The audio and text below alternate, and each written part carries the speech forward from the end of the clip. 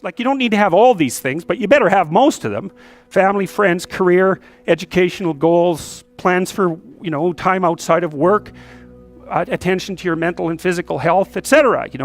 That's what life is about. And if you don't have any of those things, well, then all you've got left is misery and suffering. So that's a bad deal for you.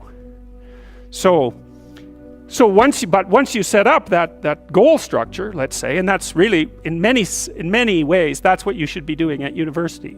That's exactly what you should be doing, is trying to figure out who it is that you're trying to be, right? And you aim at that, and then you use everything you learn as a means of building that person that you want to be. And I really mean want to be. I don't mean should be. Even those things are going to overlap.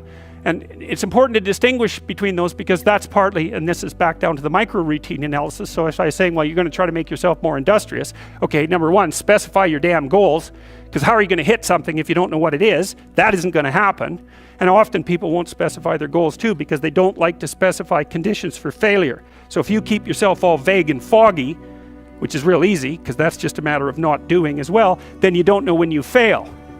And people might say, well, I really don't want to know when I fail because that's painful. So I'll keep myself blind about when I fail. That's fine, except you'll fail all the time then. You just won't know it until you've failed so badly that you're done. And that can easily happen by the time you're 40. So I would recommend that you don't let that happen. So that's willful blindness, right? You could have known, but you chose not to.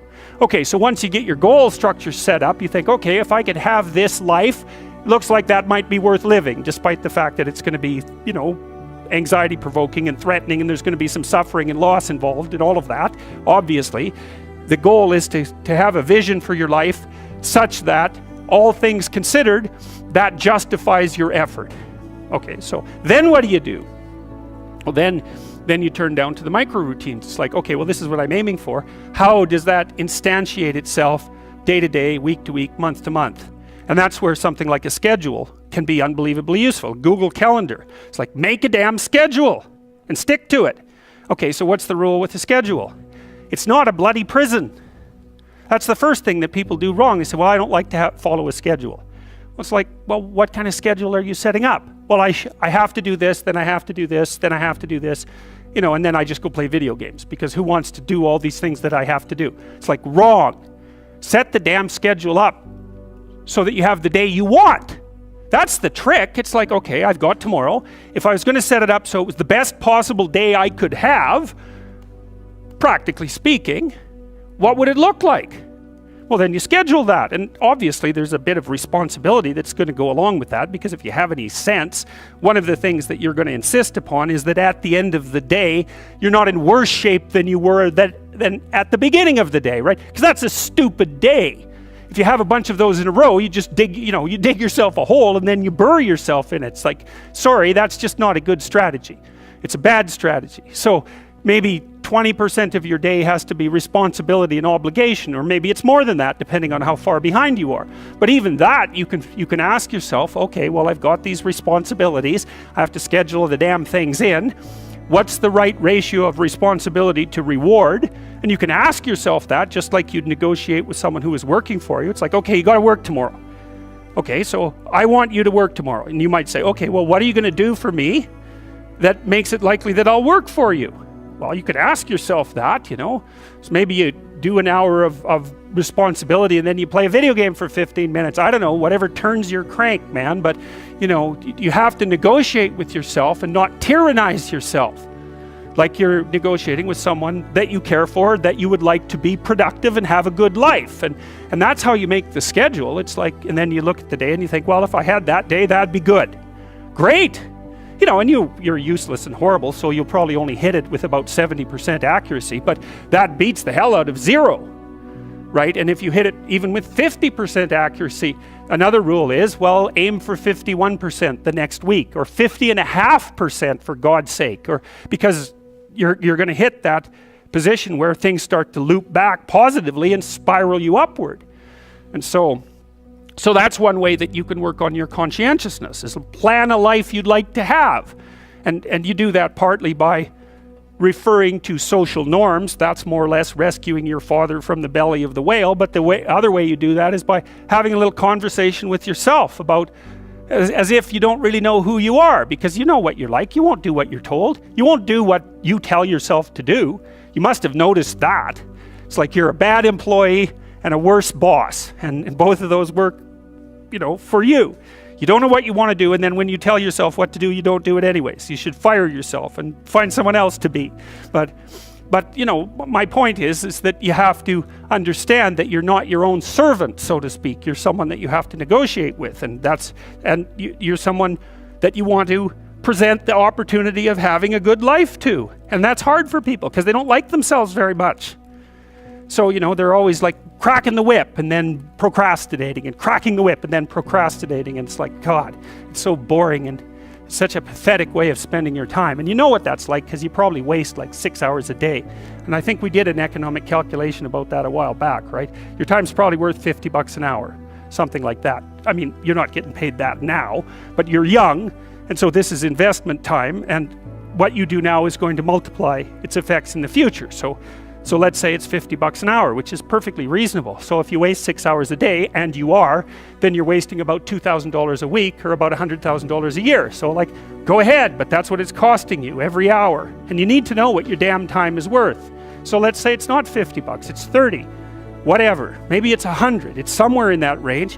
One of the things you should be asking yourself is, when you spend an hour, was that, would have I paid someone $50 to have had that hour? And if the answer is no, it's like, maybe you should do something else with your time. And it depends on whether or not you think that your time's worthwhile. But the funny thing about not assuming that is, if you assume your time isn't worthwhile, what happens is you don't just sit around sort of randomly in a state of responsibilityless bliss. What you do is you suffer existentially. And so that seems like a stupid solution. If you take people, and I've told you this, and you expose them voluntarily to things that they are avoiding and are afraid of, that they know they need to overcome in order to meet their goals, their self-defined goals. If you can teach people to stand up in the face of the things they're afraid of, they get stronger. And you don't know what the upper limits to that are, because you might ask yourself, if for 10 years, if you didn't avoid doing what you knew you needed to do, by your own definitions, right, within the value structure that you've created, to the degree that you've done that, what would you be like? Well, there are remarkable people who come into the world from time to time, and there are people who do find out over decades-long periods what they could be like if they were who they were, if they spoke their being forward. And they get stronger and stronger and stronger, and we don't know the limits to that. We do not know the limits to that. And so you could say, in part, perhaps the reason that you're suffering unbearably can be left at your feet, because you're not everything you could be, and you know it. And of course, that's a terrible thing to admit, and it's a terrible thing to consider, but there's real promise in it, right? Because it means that perhaps there's another way that you could look at the world, and another way that you could act in the world, so what it would reflect back to you would be much better than what it reflects back to you now.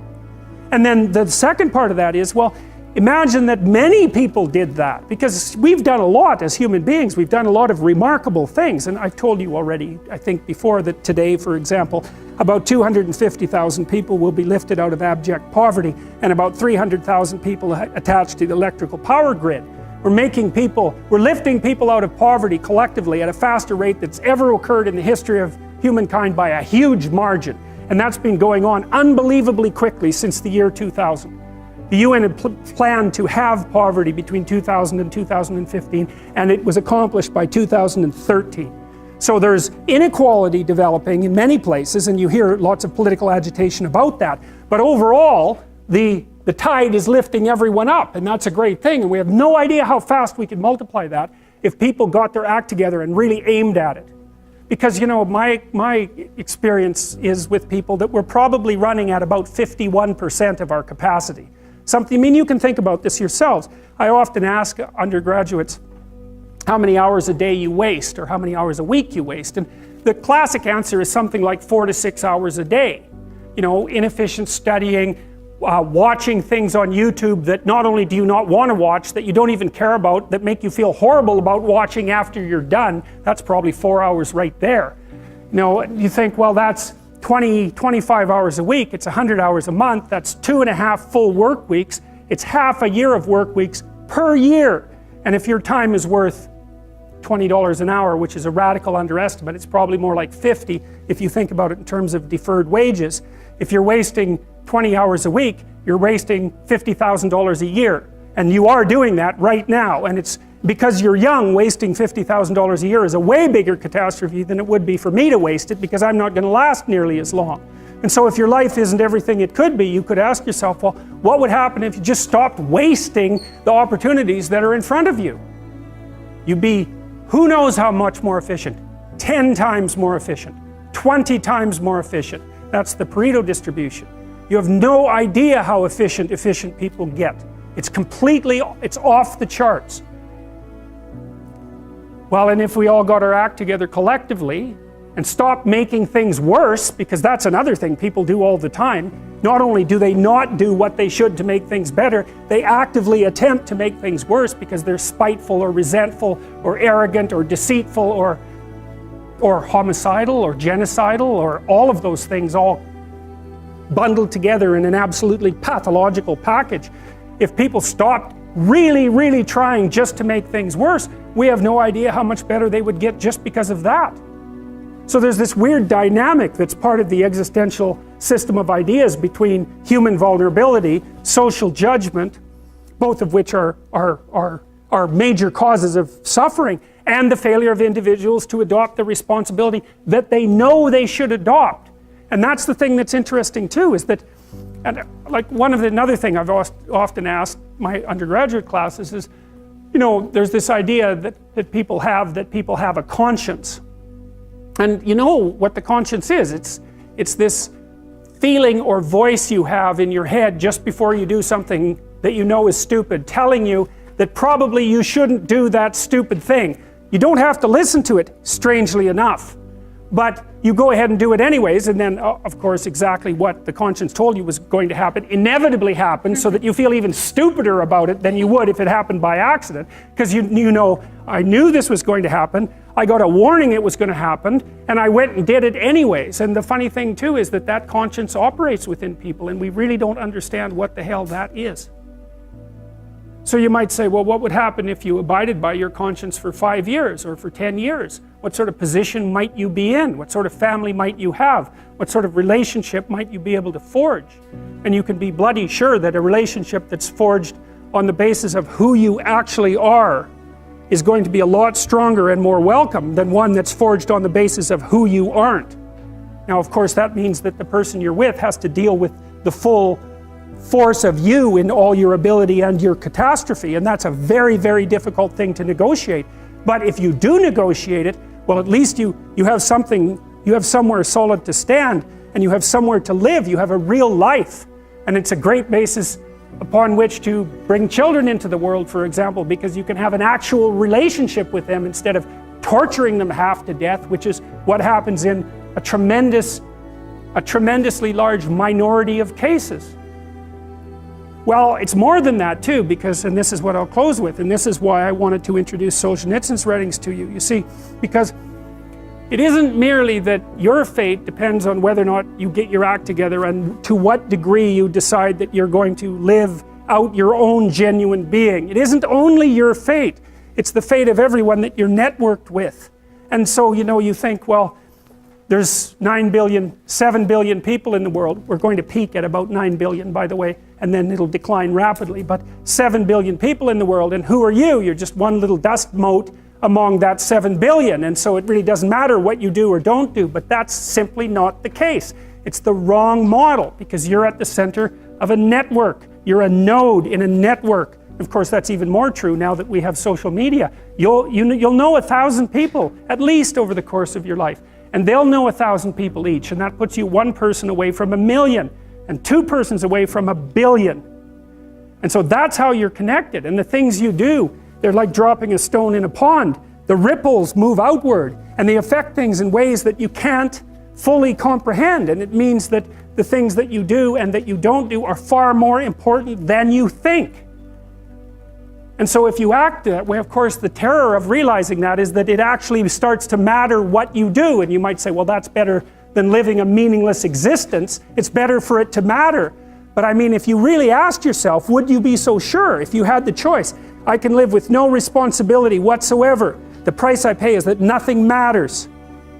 Or I can reverse it and everything matters. But I have to take the responsibility that's associated with that.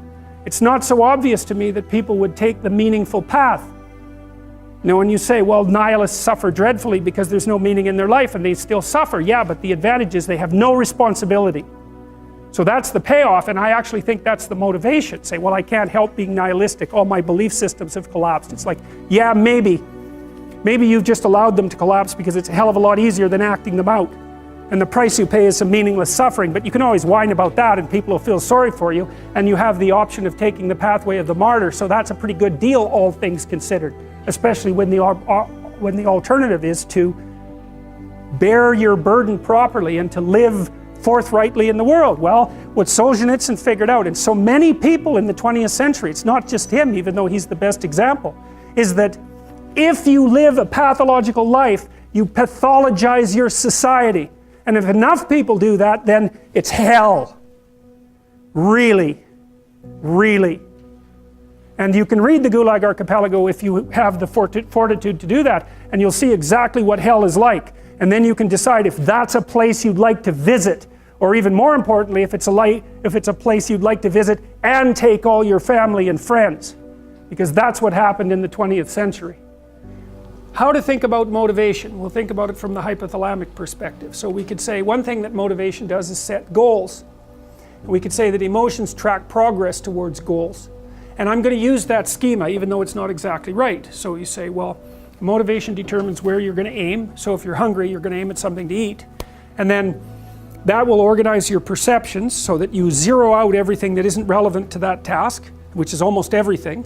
You concentrate on those few things that are going to facilitate your movement forward. When you encounter those things, that produces positive emotion as you move through the world towards your goal, and you see that things are laying themselves out that facilitate your movement forward. Those things cause positive emotion.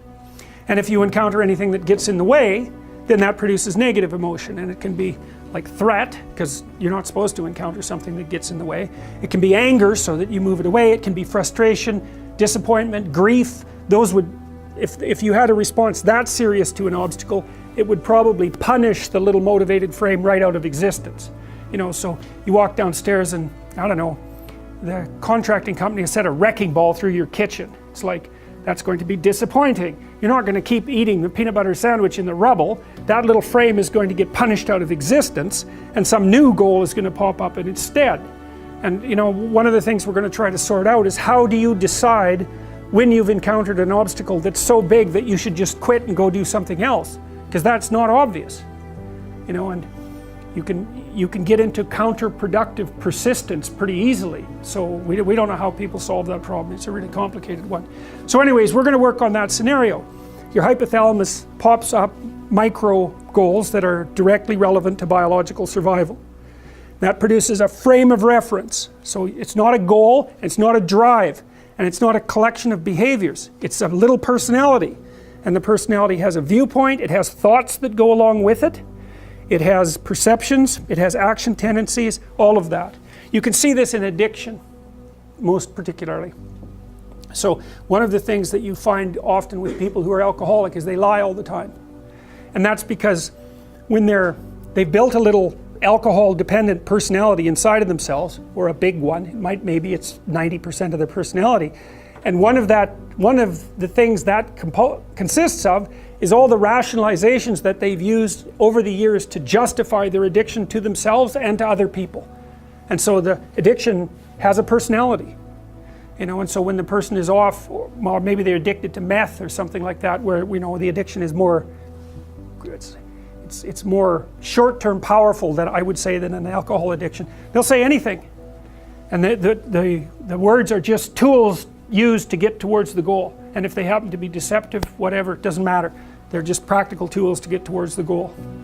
And then when you get towards the goal and you take a nice shot of meth or something like that, you reinforce all those rationales that you used to get the drug, and then the next time you're even a better deceiver and liar.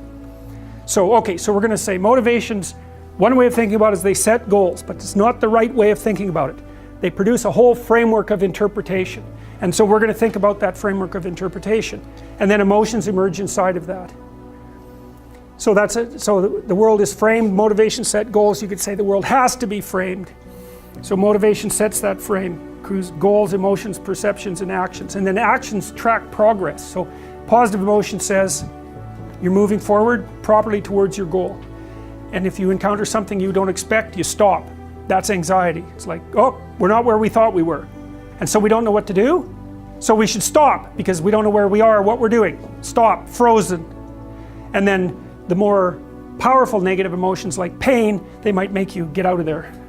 So emotions, forward, stop, reverse. That's your emotions within that motivated frame.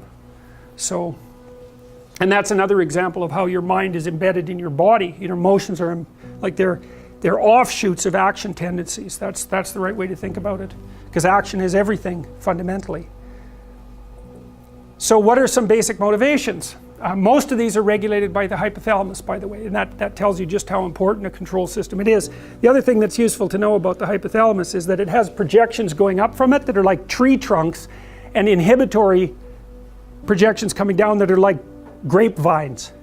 So you can kind of control your hypothalamus as long as it's not on too much, but if it's on in any serious way, it's like it wins.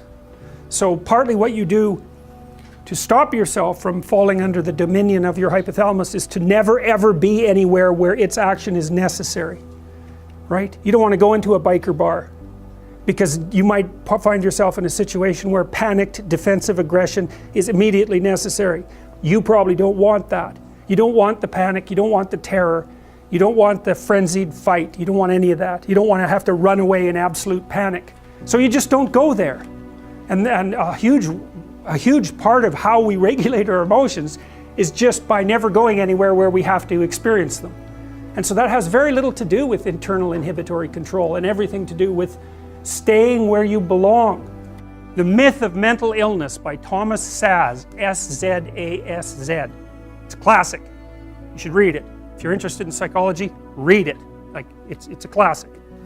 And he basically said, most people have problems in living, they don't have psychological problems. And so I've experienced, despite my love for the psychoanalysts, very frequently what I'm doing as a therapist is helping people have a life that would work. You know, and you can parameterize that. It's like, what do you need? How about some friends? That people kind of like that. How about an intimate relationship with someone that you can trust, that maybe has a future? That'd be good. How about a career that puts you in a dominance hierarchy somewhere, so at least you've got some possibility of rising, some possibility of stabilizing yourself, and a schedule and a routine, because no one can live without a routine. You just forget that. If you guys don't have a routine, I would recommend, like, you get one going, because you cannot be mentally healthy without a routine. You need to pick a time to get up. Whatever time you want, but pick one and stick to it, because otherwise you dysregulate your circadian rhythms and they regulate your mood. And eat something in the morning. I've had lots of clients who've had anxiety disorders. I had one client who was literally starving. Very smart girl. There's very little that she liked. She kind of tried to subsist on like half a cup of rice a day. She came to me and said, I have no energy. I come home, all I want to do is watch the same movie over and over. What, like, is that weird? And I thought, well, it depends on how hard you work. You know, it's a little weird, but whatever. It's familiar. You're looking for comfort. So I did an analysis of her diet. It's like 3/4 of a cup of rice. It's like, you're starving. Eat something. You know, you'll feel better. So she modified her diet and all her anxiety went away and she had some energy. It's like, yeah, you gotta eat. So a schedule, that's a good thing, man. Your brain will thank you for it. It will stabilize your nervous system. With a bit of a plan, that's a good thing. You need a career, you need something productive to do with your time. You need to regulate your use of drugs and alcohol, most particularly alcohol, because that does in a lot of people. You need a family, like the family you have, your parents and all that. It'd be nice if you all got along, you could work on that, that's a good thing to work on, and then, you know, you probably need children at some point, and that's life. That's what life is. And if you're missing, you know, you may have a good reason to not be operating on one of those dimensions.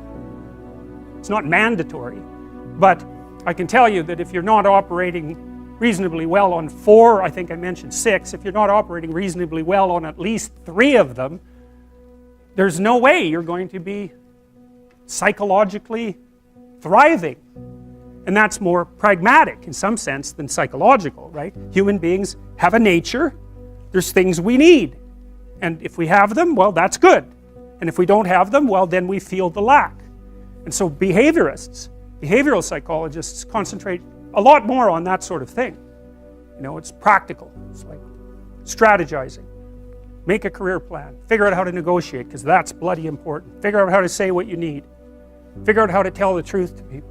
Figure out how to listen to your partner in particular, because if you listen to them, they will actually tell you what they want, and sometimes you can give it to them and maybe they'll return the favor. And if you practice that for like 15 years, well, then maybe you're constantly giving each other what you want. Well, hooray, that would be good. And then there's 2 of you under most circumstances, and it's better to have 2 brains than 1, because people think differently because of their temperament mostly. And so the negotiation is where the wisdom arises, and it's part of the transformation, the psychological transformation that's attendant on an intimate relationship, and one of the fundamental purposes of a long-term intimate relationship.